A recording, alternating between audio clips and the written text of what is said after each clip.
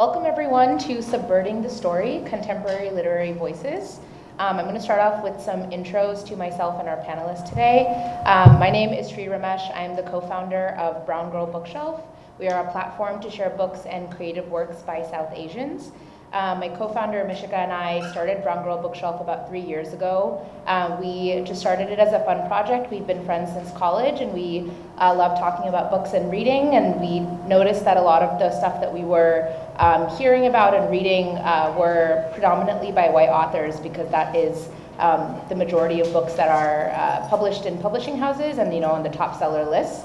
So we started making more of a concerted effort to try to find more diverse narratives and narrowed that down into South Asian work specifically, because we are both South Asian Americans ourselves. When we started off this project, we really just intended for it to be something that we share with our friends and family, but we are really grateful and lucky that it has grown into a global platform of over 30,000. We are on social media. We have a monthly newsletter that we put out.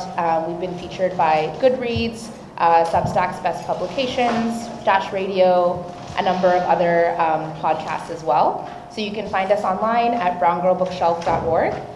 We have a wonderful community of guest reviewers that read and write reviews for us. We share book events.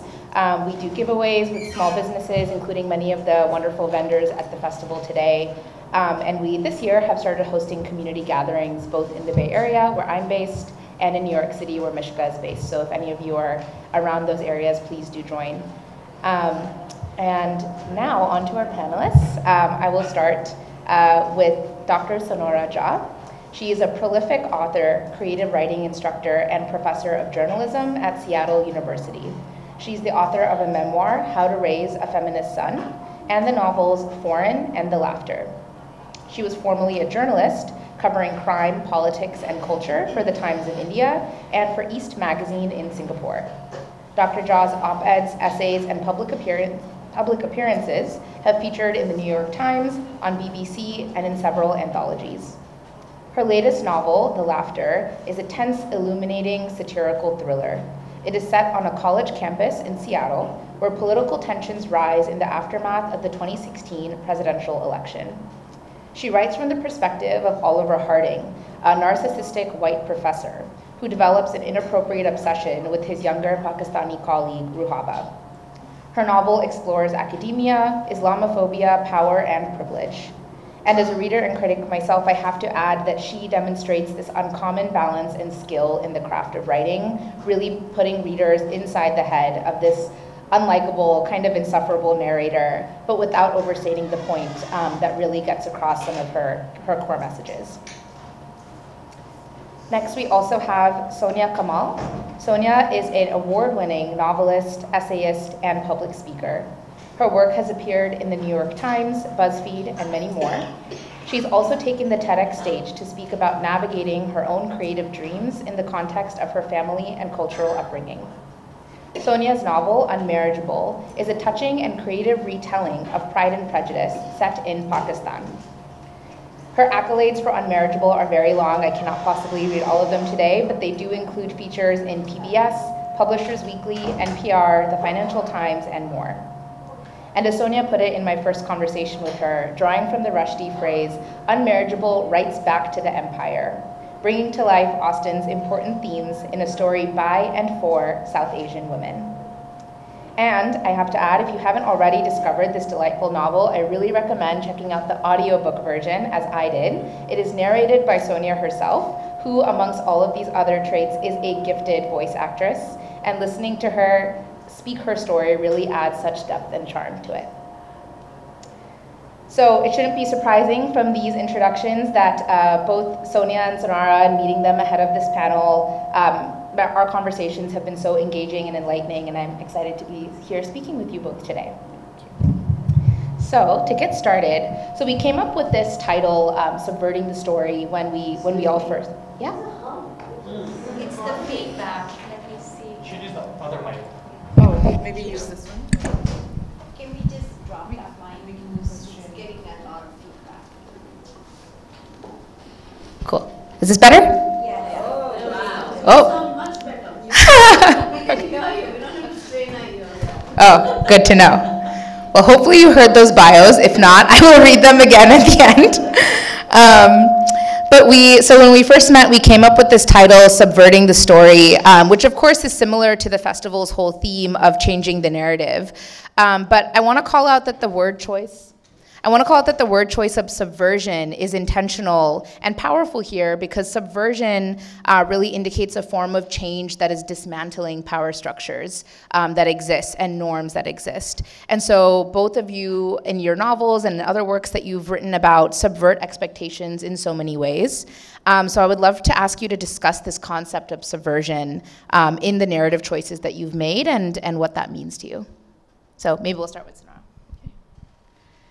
Thank you, and thanks for adding your own perspective to our bios as well. That is such a lovely thing. Thank you.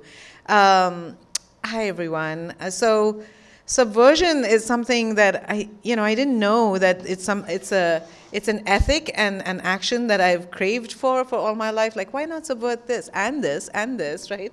So with writing, the first thing I had to do when we talk about subverting the story was sort of subvert the stories within. Like some of the stories that we've received, and especially growing up in South Asia, in an English-speaking environment, in an English and anglicized education, we can all go down our list of readings that we would get, like Enid Blyton we were talking about yesterday, the P.G. Wodehouse, and west-facing white authors, and looking at or hearing their voices and reading their voices as the received canon, right? And so subverting that voice, and Sonia does it in her own way, and I have done it by taking over the white male professor's voice and turning it on him, right? So he thinks he's telling the story, but I'm telling the story from under his skin as the author who's writing that story. And within that, I wanted to subvert some tropes, which were, the redemption trope, right? That this white man meets people of color. He meets this Pakistani family, this woman and her nephew, and through loving them, he gets to be a better white man. That's the thing that we've seen so often. Like a man meets a woman, she becomes the tool for his journey or the prop. I wanted to subvert that trope, and I wanted to do other things as well. Subvert the trope of always having writing about Indian characters, and sort of like really educate myself. I'm Indian, I'm Hindu, and writing about a Pakistani Muslim, like there was the responsibility to do that well, right? And especially if I'm writing a difficult, and that was another subversion, taking the brown woman or taking the South Asian woman and writing a difficult character, a woman who's kind of twisted in her own way and is not like this paragon of virtue that then deserves rescuing, as Gayatri Spivak says, being worthy of rescue by the white man, right? That rescue her from the brown man, sort of a thing. So take all those tropes and sort of start playing around with them. And when I started to play around, I realized I really am loving playing. So the subversion then becomes an act of playfulness and a sort of straddling the danger and the playfulness between the two things. Thank you. Thank you, Shri and Sonora. It's such a pleasure to be on this panel with both of you. I think those of us who are sort of called towards telling subversion narratives and subverting things have been subverting things in our own real life also, which is why we're so comfortable with trying to topple existing systems in whichever way, big and small. I'm originally from Pakistan, and sometimes wearing a sari and a bindi is subverting what one typically considers Pakistani dress or what is accepted for Pakistani. People often ask me, how come you're wearing a bindi? Isn't this Indian? And I'm like, yes, which is what our history comes from. And also it's not it's not a religious symbol per se, it is a cultural symbol. It's very much my symbol also. So my point is that you can subvert things in so many little ways, in your clothing, in the way you speak, in the everything, and that often translates in the work that you do also.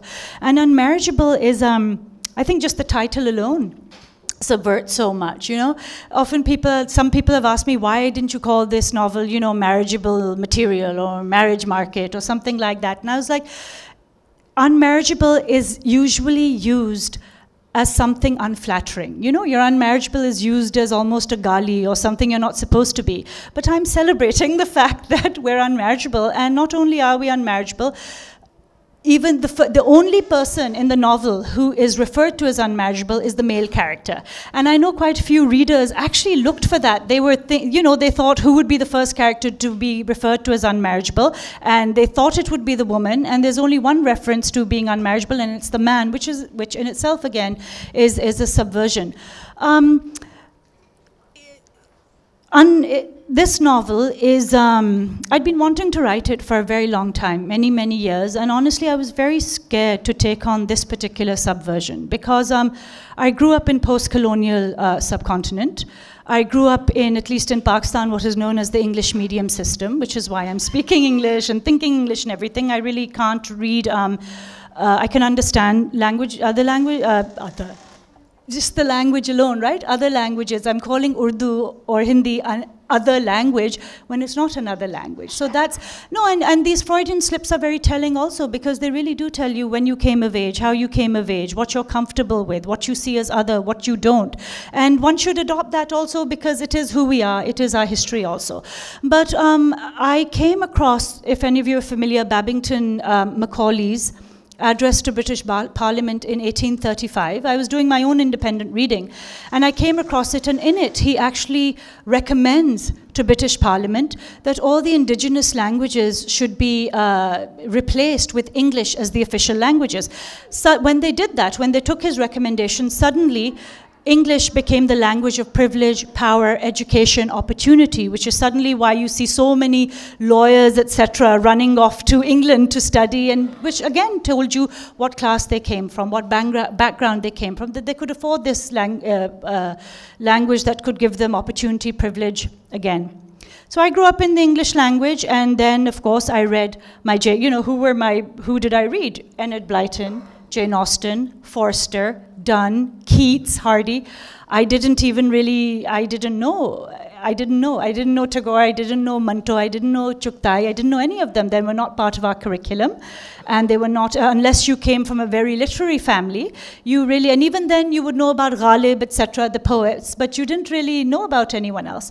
So when I read Macaulay's address, I was shocked, and actually I was really shocked. I remember I started crying because to see what is your mother tongue per se, no matter how history gave it to you, and the nefarious foundation, which is what he wanted to create, confused brown people who would not be loyal to their own culture anymore.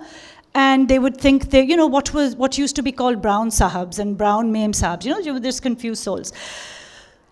So that was an interesting thing for me to process. And I decided at that age that, I had not yet come across Rushdie's, essay and his phrase, taking back empire or talking back to empire. But I decided that some point in life, and I didn't even want to be a writer at this point, I said some point in life I'm going to take a British classic and I'm going to reset it in Pakistan or in a subcontinent. Well, in my case, if I was Indian, it would have been India, but it's Pakistan, or if I was Bangladesh, it would have been Bangladesh. So I know Pakistan best, so that's where I set it. But I said I'm going to reorient this because I want to this is part of our legacy also, the Austens, the Forsters, etc. But I want to set it in our culture, where we're not reading scones, we're reading samosas, where we're not reading bonnets, we're reading dupattas. So that, yes, it's the same story that we're familiar with, but it's in our culture, so it becomes us also. And that was a subversion I was very scared to do, because when you try to write back to empire, talk back to empire, you're taking on something which sometimes you might not feel. A lot of me was, can I do this? Am I allowed to do this? And then I said, I'm giving myself permission to do this, of course. So there was a lot of complexity in even deciding to write a narrative like this. So, yeah. So I think one thing that I heard both of you speak about that I want to touch on a little more is this, how you both took the stereotypical expectation of a Pakistani woman and subverted that story too, right? Like that seems to be an overlap also between both of yours. And Sonora, in your case, it sounds like there's some amount of research and thoughtfulness you have to do on like what that would look like. But you're right that she's not this. she's not like a blank character where it's very clear why she's a protagonist and she's just so much better. I mean, she is better than Oliver Harding ultimately, but there's, you know, nuance there that you've put forward. And then Sonia, in your book, the women characters, as a reader for me, and especially in this generation for me, you know, they are very clearly the protagonists. Like, you are rooting for things that Alice is saying, you're like championing it, and it's clear that her society is pushing back against it. But in both ways, those subvert the narrative of the time that it's set in, you know, despite it being set in different time periods across both of your books. So interested to hear more about how you went about doing that and the choices that you made in that respect. Yeah, I think I started with what becomes unpublishable, right? Or what's going to make it difficult for me to sell this book. And so we've had conversations about that, you know, because again, you know, if you want a big publisher and the trend out there is, oh, we want books from people of color, this is great, you know, tell your stories, like now we're ready for them.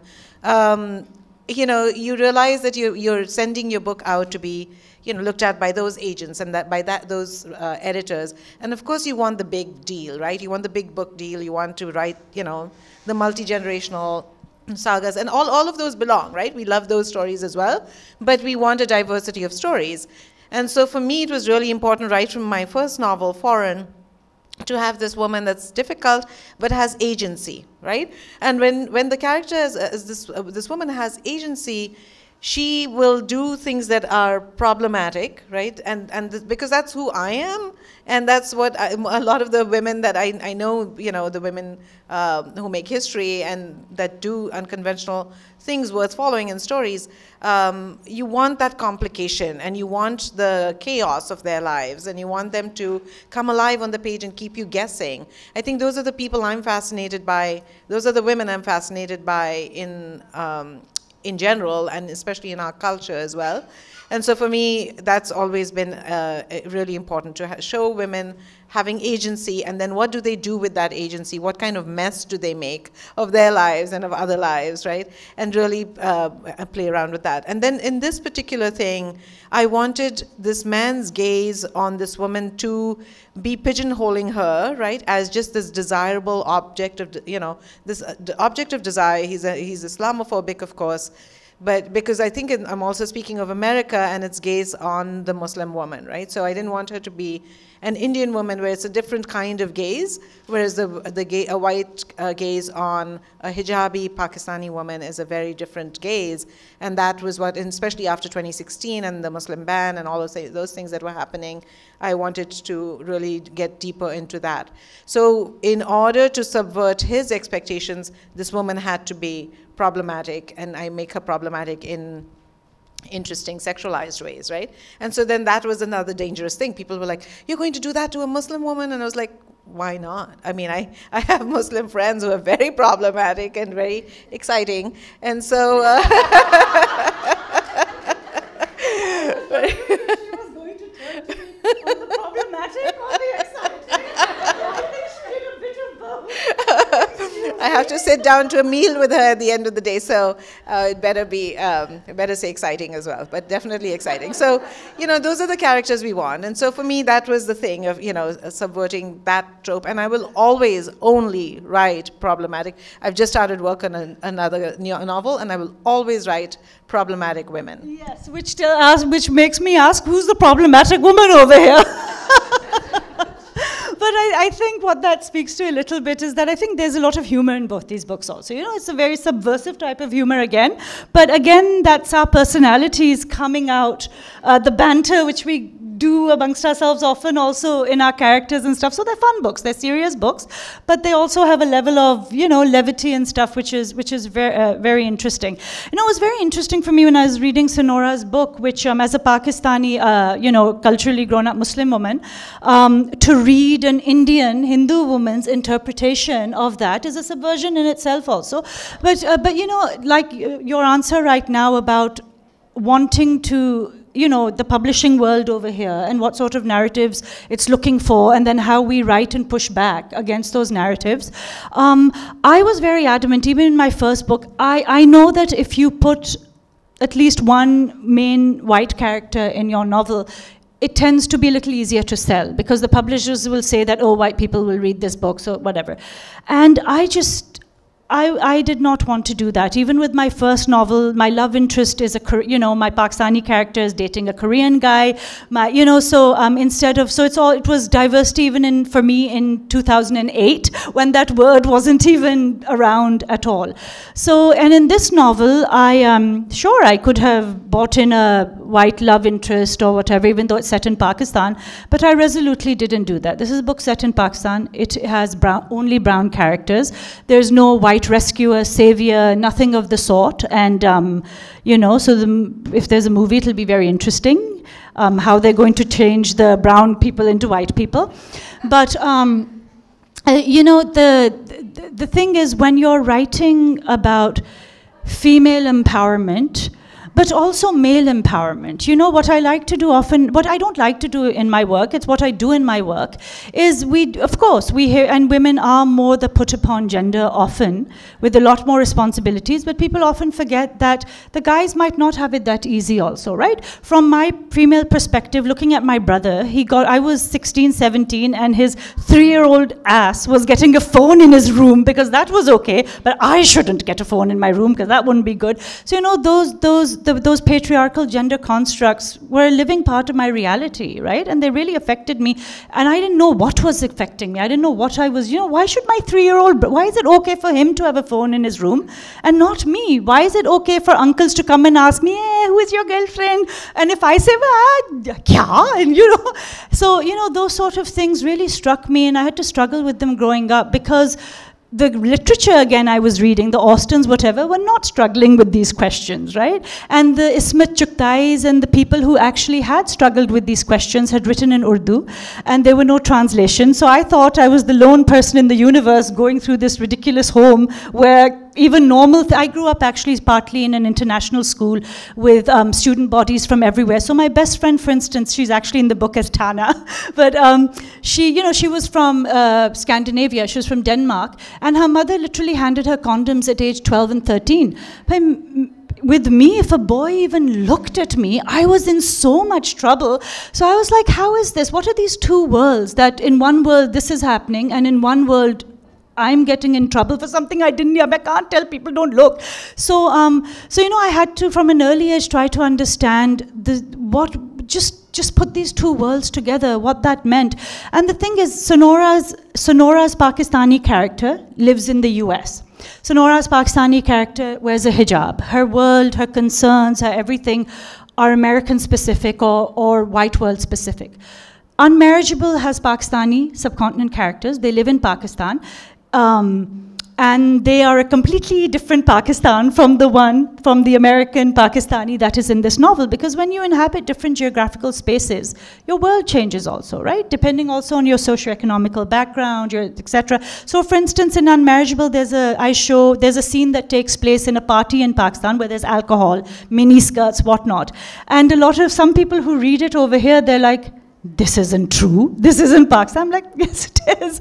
So, it's so sometimes while we often, even this panel, while we talk about subverting narratives when it comes to the Western gaze, the white gaze, sometimes you're subverting narratives for people even within your own cultural spaces who nevertheless have lived a different life. You don't know which spaces you're really and what does subversion even mean? Pushing against an authority, pushing against whatnot. And the characters here are doing what we've all grown up doing, all of us, no matter what age group till now. If you're from the subcontinent, you have to fit into a community and still somehow live your individuality and live your life true to yourself and have a little bit of your own desires coming forth, whereas we're beaten into community. And that's what all 5 of my characters are trying to do. They're trying to breathe in a culture where they've been given the oxygen and told this is the only oxygen you can, you can't speak, you can't sit in a certain way, you can't do this, you can't do that. And I very much wanted to explore what it means, in terms of Pride and Prejudice also, which is a mother who wants her daughters to get married and married well. And in Pride and Prejudice 200 years ago culture, that's one thing, but in our culture, what does that mean? What does it mean to marry well? What does it mean for my main character who declares outright, I don't want to get married, and I don't want to have children. And everyone's appalled, but what the hell do you want? You know, you want, like her mother says, you want to, you know, sleep with books your whole life, you know? What's wrong with you? So I think the whole subverting thing starts with what's wrong with you, and then you try to subvert that into what's right with you, you know, which is what I've tried to do in this. Thank you both for that, and I hear you both touching on this in what you said, and I want to like dig into it deeper around South Asian identity. I mean, in Brown Girl Bookshelf, I feel like we're saying Brown Girl a lot, but in Brown Girl Bookshelf, one of the things we talked about is like, is there a need for this platform to just be focused on South Asian literature? I mean, Mishika and I like reading books across all different kinds of backgrounds, but within this umbrella of South Asian, there are so many nuances and there's so many differences. Even as you pointed out, you can't even say within Pakistani woman, you can have a Pakistani woman in the diaspora, which is a very different experience than a Pakistani woman in Pakistan. And you can similarly, you know, go further in these niches and these intersections. And so I would love to hear more from your perspectives about the intersection of South Asian as this bucket, but maybe let's get a little bit more narrow in there of some of the things. And Sonia, you touched upon this, and Sonora, you as well, from the gender lens is one perhaps, but also being in the diaspora, in the case of Sonora, your character is based in the US. So curious to just kind of hear your thoughts on some of these intersections that are important to you, that you've written about, and why they're important also for us to be featuring in books and calling out. I have a question follow-up around publishing on this too, but I'm sure you might get to that, so yeah. Yeah, thank you for asking that. You know, it's so interesting that I'm writing this thing, and it's entirely based in the US, and it's based on the lives of people who lived here forever, like this white man and stuff. Because I came to the US very much later than most people I know. I came here in my early 30s. So I was fully formed as an Indian, and I didn't expect this book to, my other books were published by Penguin Random House in, what is it called now? Penguin Random House India as well. And I did not expect this one to be published in India, because I was like, these are characters based here, this is a white man, it's a Pakistani woman, I don't think it'll translate. And I was blown away by the response in India. It's a beautiful cover, the one in India too. And by the reviews, because you know, some of these issues, and you know, there's a co-edit in the anthology that I've done as an academic. It's called South Asian Feminisms, and you know, it's diasporic and everything, right? Where do we live right now, right? Like, where half the time, you know, when you wake up here in the morning, you have all your messages that have come from the subcontinent, right? That you look at. And then if you're there, you wake up and you have all this. So you're existing in all these multiple places at once, right? And also, bringing all those personalities, like even like what do I decide to wear today? Should I wear a sari? Should I wear a dress? Am I not Indian enough? Will people think I'm not being a good desi? Will people think I'm being too like this? And you know, there's all this thing running in our heads all the time, and it's beautiful, right? Of course, like, you know, I can wear my incredible jewelry, looking amazing in the sari, and you know, being subversive with the bindi and everything, right?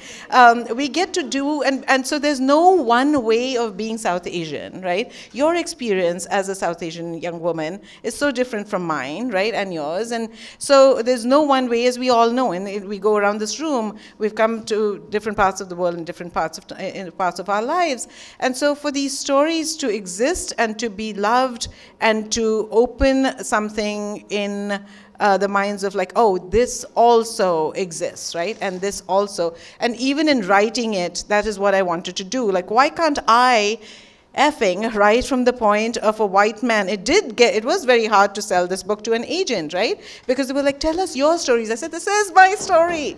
This is my story, and I'm going to tell it from in the voice of this white man, and I'm going to write it entirely. Oh, but can we have more? No, I can do that. I did that in my first book. Where were you then, right? But why can't? Because white men have taken my voice and represented it for centuries, right? They've represented my stories. I get to tell their stories now, right? And then also, thank you. But also then seeing, because I was thinking with this comment that you said, like, if you put a white character, but this white character, a lot of white readers have been uncomfortable with this white character because it's calling out something that, it's the white liberal niceness and the racism that exists underneath that. And it's very, I live in Seattle, it's so prevalent there, right? And so if I look at the reviews on Goodreads and some of my white friends, I couldn't make it. I love you. I'll buy 10 copies of the novel, but I couldn't make it because he reminded me of my uncle. And I was like, yeah. And probably of yourself too, right? So it's the BIPOC voices on Goodreads, which my editor says don't read the reviews, but I love reading them. The BIPOC voices that feel like we know this guy, right? So it's like I'm sure you've had that too, where the book goes and the journey it takes in its own way for a book written by a South Asian woman about, either a South Asian milieu or one in the US. The book has a journey of its own, and then the feedback you get is all the stories reflecting back at you that you didn't even know existed. Often in author circles, it's up for debate who gets to tell whose story, And once again, often we look at it from a white gaze because traditionally through history, at least the ones that we're familiar with, they have been telling our stories, right? Whether it's been white men and Kipling's White Man's Burden and whatnot, because they've always thought they're better, because they've always thought they have something to teach us rather than the reverse. But that said, the debate for me does go beyond that, again, into who gets to inhabit whose body. Because white people and white women also have been writing Asian subcontinent stories for so long and getting published, whereas we've been writing our stories also and not getting published, that complexity comes in also. But, I like to think that what I would like to see in the future is a more equitable, not more, absolutely 100% equitable publishing industry, which gives precedence to my stories also, and that everyone can write what they want to write, right? Because it could be easy for someone to turn and say, well, Sonora, what gives you the right to write about a Muslim hijabi woman? It's not your lived experience and stuff. So that slope, I think, is a little slippery because I've often written in male voices, I've written in white voices, I've written in, I live in Georgia. I've been living there for like 15, 18 years, and a lot of my stories actually are from the voice of what is not impolitely referred to as redneck voices, white men. And I've often been asked, like, why are you writing this? What gives you, how can you write this and everything? And so I think we should all be allowed to write everything, but who gets published needs to change. And that is a very, very important thing, because I don't want to ever see anyone not being allowed to write anything. But again, from the histories that we're coming through, us writing these narratives and then getting published. It's interestingly, if your editors told you to, take some stuff out and everything, mine, I was very scared because I have a marriage and unmarriageable. And I was like, oh, and I'm published by Penguin Random House. And I was like, oh dear, they're going to ask me to put more Mehndi scene, more this, more that. They're going to ask me to really make it exotic. And back in the day, the word, if some white person called you exotic, for me, it would be I've done something wrong, okay? It was not a compliment. So, and my editor is a white woman. She's a young white woman. And she, not once did she say, put more of this, put more of that. And that was a surprise for me because I was really scared. So things are changing, and with each generation, things are changing, And it's narratives like ours which are pushing the bar and making them change stuff also. So it's just, it's a two-way street sometimes. And to your question, though, about brown bookshelves, and your question is, again, very interesting. And even though I think you're far younger than Sonora and I, the fact that you're even asking this question, again, stems from a huge history, which even if you haven't lived, none of us love it, it's still in your heart, which is you've grown up reading a lot of white authors, right? Predominantly, probably, you have grown up reading authors. I can literally remember when I came to the US, I came as a college student, then stayed. One of the first novels was Chitra, it wasn't even a novel, it was a short story collection, Chitra Banerjee's Arranged Marriage. oh my God, my excitement at seeing this on the bookshelf, and it was the first one, and then Manil Suri's Death of Vishnu came, and that was the second one, and I was like, oh my God, and grabbed it and everything, and now when you go to the bookstore, you can't keep up. My friend Shikha and I often talk about, oh my God, there's so many books now from brown authors, how are we going to read all this? Which is a lovely, lovely thing, and there's always room for more. But because to answer your question, when you look at, I've done a lot, and Sonora, I know you have also, we all have, done a lot of white book clubs, okay? All white women book clubs, And I've had the privilege, because I've been at the all white women book club, sometimes, what privilege, but I've been sitting there while they're deciding what they're going to read for the next year, and so, okay? So what happens is that you and I will fall under Indian, so will I, because we're all Indian to them. And then you've got your Hispanic authors, you've got your African American authors. Predominantly, it's white women authors who read, white women book clubs in this country. And what happens with publishing is that they try to buy books, which will, I've been told by editor upon editor, verbatim, will your book sell to Kansas book clubs? And if it's not, we can't get it past marketing because it's not going to meet the numbers. And literally they've used Kansas, Dakota, Montana. I mean, imagine Kansas, Dakota, Montana. So these book clubs, when they're deciding their books, literally, let's say they read 12 books per year, right? One a month. They're going to read their own colored author. If you're a white book club, you are going to choose 11 white authors, and you're going to choose that one person of color author, and then you have to choose between us and African American and Hispanic. Please stick to us. There's so much room for you. There's not just room for you, you are making our lives, because we don't get that, right? Choose your one other author, choose your African American, whatever, but do that for one book in the year. Choose us for the rest of the year, please. Because what you're developing, whether you realize it or not, and I hope you do, is you're developing a book club canon in the US for us. It's a collaboration. So it's Brown Girl Bookshelf, read us brown girls and brown men, okay? No. Yes. Hey, come on, it's a partnership. We're all in this world together. Okay, I would say read across gender, non-gender, everything, but I think there's a specific thing, and I know that by brown girl, I know you mean, different, you're inclusive as well, but I think there is, we could do a whole other thing about brown male authors and the hero worship that we do of brown male authors versus, okay, maybe not you, but there's a whole conversation to be had, so I do like your agenda. Well, thank you. I appreciate that. And I will clarify, we do feature brown male authors also. Although as readers, of course, to your point, Sonia, what you reminded me of, I had an experience when I was in high school, and we had this conversation yesterday where every generation perhaps is getting more, has more access, whether through the internet, whether through a bunch of other means, to stories that show a little bit more of what's familiar. But one instance that stood out to me, which I didn't recognize as this is strange and not okay to have, when I was in high school, my AP literature class was reading Jane Eyre, I think.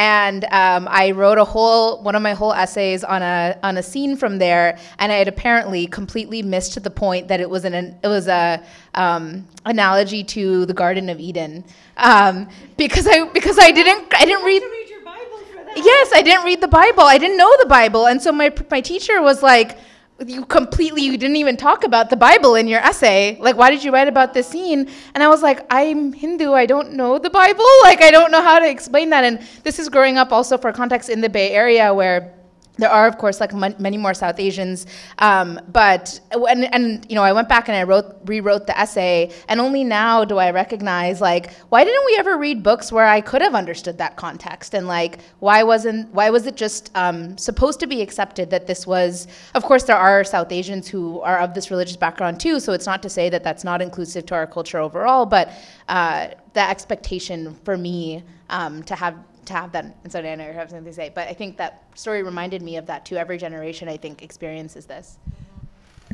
You know, Unmarriageable honestly was written to address that. Because this is Pride and Prejudice, sure. It's a parallel retelling, it follows the plot, and it is set in the subcontinent. So, whereas one can read Jane Austen, and one absolutely must, if one chooses to, there is this which is closer to home in many respects also.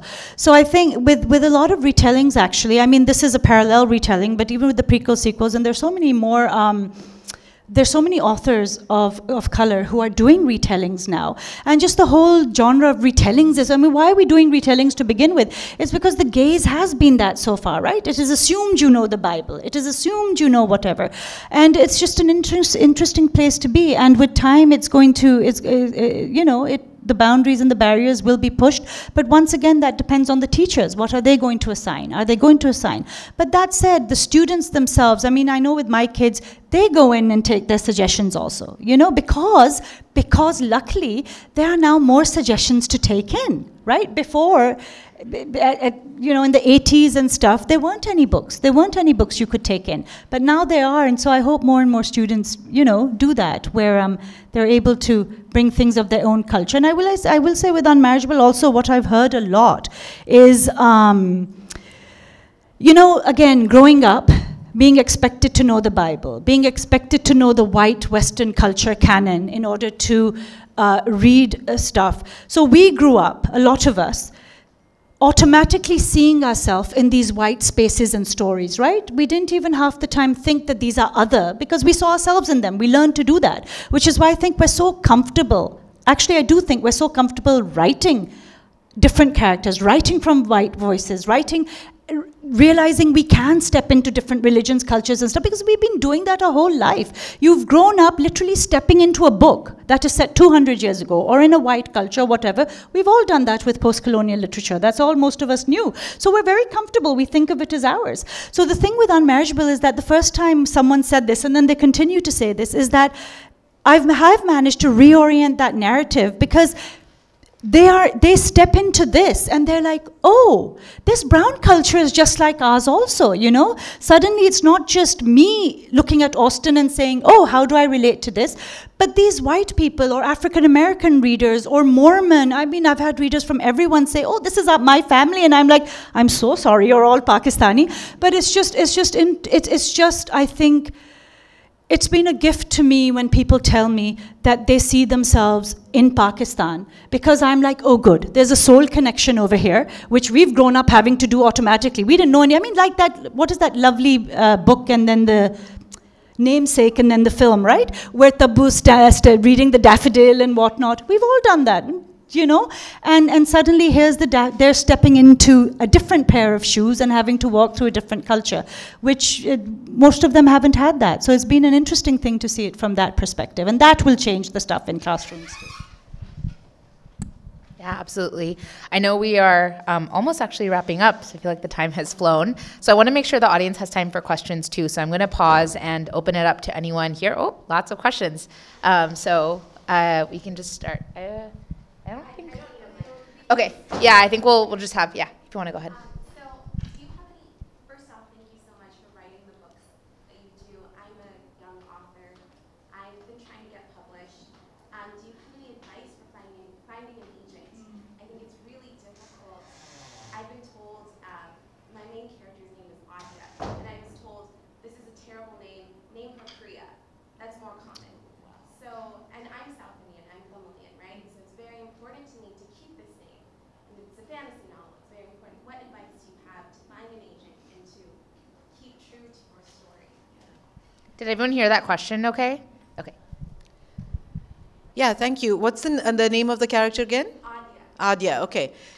I think it's a beautiful name, and you should definitely keep it. And the Priyas and the Mayas and everything that they will tell us to name them, we can move on. But it's the difficult thing to. So I've done a whole thing on this about, you know, like how do you dig your heels in against the publishing industry that's telling you to do either this or that, right?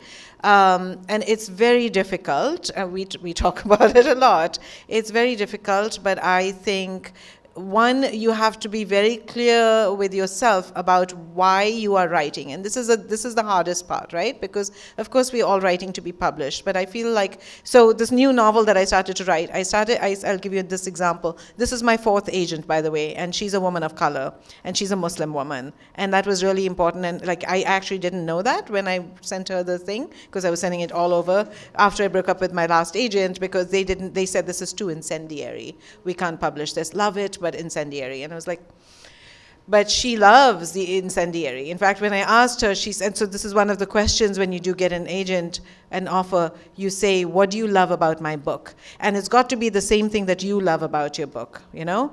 And so I think being very clear about why you want to tell this story and writing it down somewhere as your guiding star, like just being very clear, is the most important thing, because you will regret so many things along the way if you don't do that. And I can only write the stories I write, and I will refuse to change things based on what editors say. In fact, I'll make it even more, you know. It's just a weird thing where the editor will, if they send me a thing saying, can you make her a little more likable? And then I make her horrible.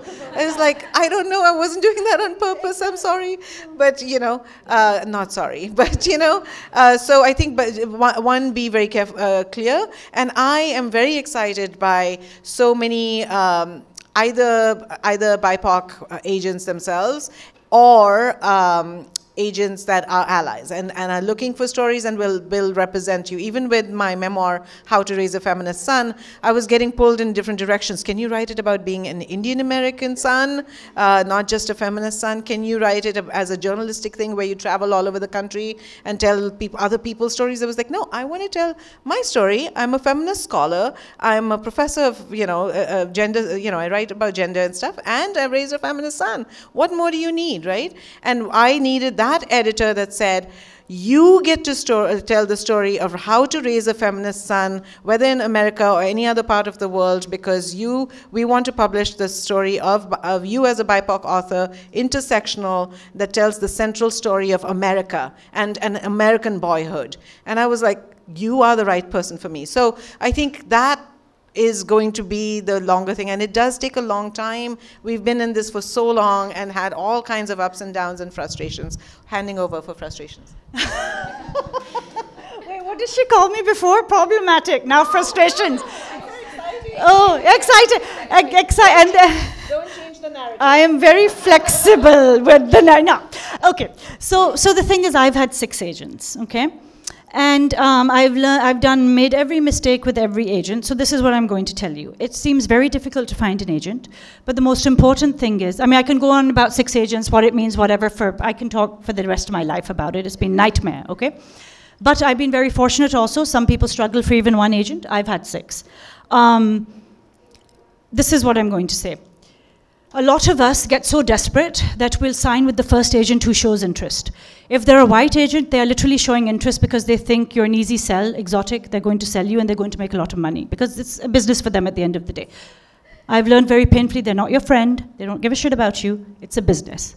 So you're a writer, you probably come from a philosophical, tender-hearted, you know, personality. You have to remember it's a business. This person has to sell your book and they have to do the best thing for you, not for them. You need an agent at the end of the day who understands your book, who understands you, and doesn't see you as a one book who's going to turn them into a super agent. They need to see you as someone who wants to have a career. So you will eventually, trust me, it might seem difficult, you will have agents interested in you, okay? At that point you have to read, and I would recommend, like Sonora, veer away from the white agents, even if they're the superstar agent. I've had superstar agents, okay? They don't know what the hell to do, which is why it's taken my career forever. And what, you know, what jumka, what career. But you know, I mean, seriously, because I've been writing since 1996. You've also been, you know, it's 20 years, and here I am finally with one book. Imagine. Look for the bio, you know, the POC things. There's some Indian agents out there also. There's Anjali Singh, there's whatever. Their rosters are full, they're very picky and stuff, but start with them. If we're going to do a tier system, which is what everyone in the stupid industry does, start with your, you know, whatever, contact the agents of color, look at the other books. Sometimes, okay, I'll tell you something else also. unfortunately, in the agenting publishing world, there's still the whole thing that we need, we need our one South Asian author. We need our one, so an agent might say, oh, I already have Sonora, I already have Sonia, so whatever. So this is what you do then. You look at the other, I would suggest, you look at the other authors of color, look at the Irani authors, okay? Look at some other whatever, who are their agents, and if they don't have a South Asian author, you might have a better chance. It's a horrible reality, I hate to say this, but that's the way you might strike out that way, because usually the going is in the publishing industry, open books you like and see whatever. That works for who? The white authors, all right? Because they'll take 100 of them, but they want only 1 or 2 of us. They might take both of us because she Hindu, I Muslim, okay, it's still different. But, so they don't, but some of them might. They are getting better. They are getting better because younger and younger people are coming into this fray and stuff. Nantali's days are, wearing out also. So do not panic. Do what's best for you at the end of the day. Not, oh my God, I got an agent, he's an idiot, he doesn't know anyone, but let me sign with him because it's an agent. No, don't go my route, all right? I didn't know any better and the internet wasn't around there. So good luck to you, and you can talk to both of us later if you want. Don't panic, you'll be fine. If you just hang on to it, yeah. Quick question. Actually, this is sparked by something you were saying, Sonora. You mentioned that your female protagonists are always going to be problematic. Yeah, let's give you the mic. Do you want to come up? Sorry, Yeah. You mentioned your female characters are always going to be problematic, and I found the word problematic to be very interesting, because who decides which women are problematic, and then also, but also who decides what problematic means? And very often that lens is a specific lens, so I'm curious about, for both of you, how do you look at the term problematic and describe women that way or not? For me, there's no such thing as a problematic woman, because the woman who is being described as problematic should see herself as the opposite. And if someone describes them in real life as problematic, that's that person's problem. With novels and stuff, obviously, we bring conflict. That's what we want to, navigate. Those are the journeys we want to tell, so that those women or whoever, men, can I say men? Those men or women who think they're problematic, can read. Because what else is literature but a sole guidepost for yourself to see how life is lived, how other lives are lived, what you can connect with. And so when we write problematic characters, it's so that our readers realize they're not the problematic people. So. I love that. Also, I think you're right. Like when I use the word problematic, it has to be in air quotes, right? Because I would think of it, I think of myself as problematic for other people, right? And so it's the one who's creating problems for other people. Okay, and that and definitely that's a white gaze issue too, like or a male gaze issue. She's problematic, she's unlikable, she's this and that. So I think for me, the ones that create conflict on the page while writing, the ones that create problems on the page would be problematic, and it's that the received notion of what is seen as a problematic woman. But for me, that's the interesting woman. That's the woman I'm watching, and that's the woman that I feel like I want to be like her when I grow up. I'll get, yeah. I mean, it's also within the cultures that one can come from. If you come from a more traditional culture and you have a voice and you didn't cut your tongue off, you're by nature problematic, right? The very question, the biggest four-letter word in my family and in my culture is why. I remember when I was young, my father was smoking, caught me smoking. Problematic. I was like, well, you're smoking, what's wrong? No, girls don't smoke. I was like, what the hell don't girls smoke? Because apparently, I mean, obviously, we know why we're not supposed to smoke, but it's okay for men and guys and everything to smoke. And so what is problematic? What isn't problematic? What does that even mean? It's the cultures, it's the traditions, it's the societies which are saying, you are a problem, you are not a problem. And for those of us who refuse to see, a lot of people internalize themselves as, I am the problem. I'm not the problem, you are the problem, you fix yourself. And then when you bring those stories to your narratives to your story and stuff, problems slowly do get fixed, So they do, because people see themselves. They might, where I had to see myself in Austin and stuff, there's so many brown authors and, from all over the subcontinent who I see myself in, and it's just, even at my age, it empowers me. So, yeah. Thank you so much. Just quick, so what is the next problem you're looking at? I'm looking at, I'm looking at the problem of marriage. I'm looking at, as someone who's twice married and twice divorced, I'm very interested in marriage. And so I'm looking at the problem of a woman, a middle-aged woman who thinks that she's finally very, very marriageable.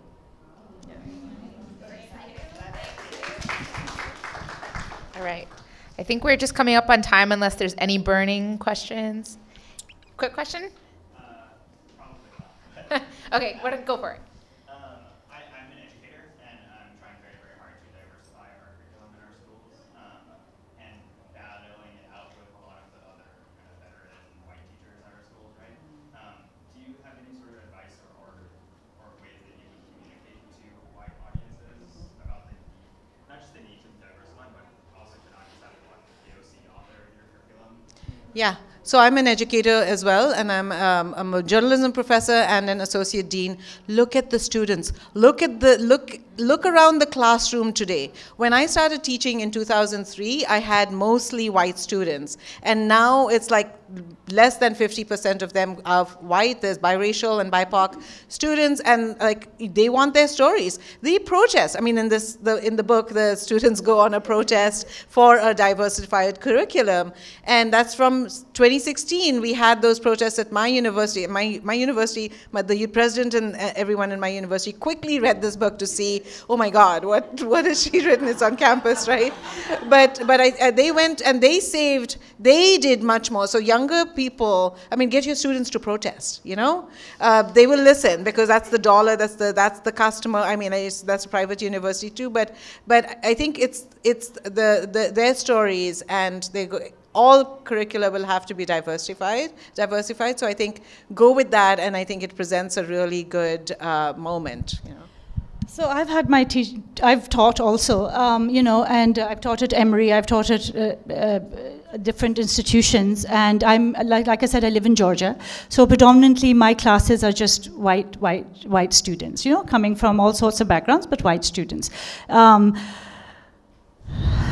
You know, your protests have been different. Mine have been a little different about me. That, you know, Professor Kamal's, syllabus is a little odd because I've just put BIPOC authors across the board, you know. I mean, from African American to all of us, and short stories predominantly I'll put, right? So they haven't seen these names, they're not familiar with them. I mean, except for Khalid Hussaini, which is usually in every high school classroom also. This was just like my TEDx talks at Chimamanda's, Tai Celesi's, I try to, and I will say perhaps purposefully, because I'm fully capable of doing a white syllabus. I can assign Salinger and whatnot and stuff also. But why, right? If you've hired me, you've obviously hired me not to teach you Austen and Salinger and the others. You've taught me, you want my perspective, you want my, not you, I'm talking about the institutions that hire me. And so I'm going to bring that. And even though the students are a little resistant at the beginning, by the mid-end of it, they're loving it because it's suddenly, it's like little children, they don't want to try broccoli, but then they do, then they like it. So it's the same sort of thing, but it's a new world for them also, And like I said, the world is changing, and I don't know what to say to you about who you're butting heads with per se, but often it's the students within the classrooms. Like I have young children, and when they are assigned books or they're told to bring in books that they want to read, and they'll bring in different authors and stuff then, and young adult authors are so important because of that, because those are your middle grade, your young adult, because those authors sometimes don't get their dues, but those are the ones who turn our children into readers. Those are the ones who have, different kids pick up. There's so many books on young adult books and children's books on Mehndi and henna and, stuff and Eid and Diwali and stuff. Now for us, that might look as if, oh, what are they doing? But you know what?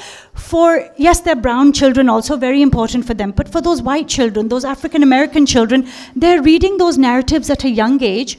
And for for them, it's becoming part of their world. So when they grow up and when they're in colleges, schools, or when they're adults, they're much more ready to pick up this because they already, you had that challenge for the Bible stuff, right? But now they're seeing the Diwali, they're seeing the Eid, they're seeing the whole, in the books that they're reading.